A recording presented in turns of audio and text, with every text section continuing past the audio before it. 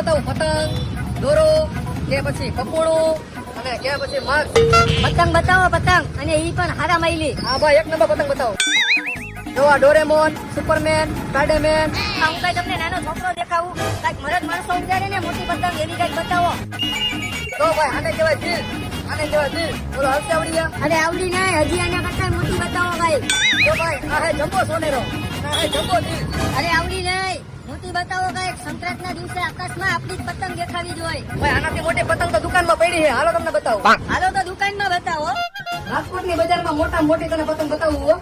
આ બોલી જા. ઓહો ભાઈ, આવડી પતંગ હાલશે. બોલો કેટલા રૂપિયા દેવાના? આ પતંગનો ભાવ છે 300 રૂપિયા અને તારો વજન કેટલો છે? મારો વજન 45 કિલો છે. કા હવે પાપડ જેવા આ પતંગ તું ઉડાડીશ ને તો સંક્રાંતના દિવસે ભંગારના ભાવમાં તું ઉડતો ઉડતો જાય. ઘર ભેગી નો થા. ઈ તો મારે જોવું હોય ને, તારે ન વેચવું હોય તો કઈ નહીં. આ હું જાઉં છું.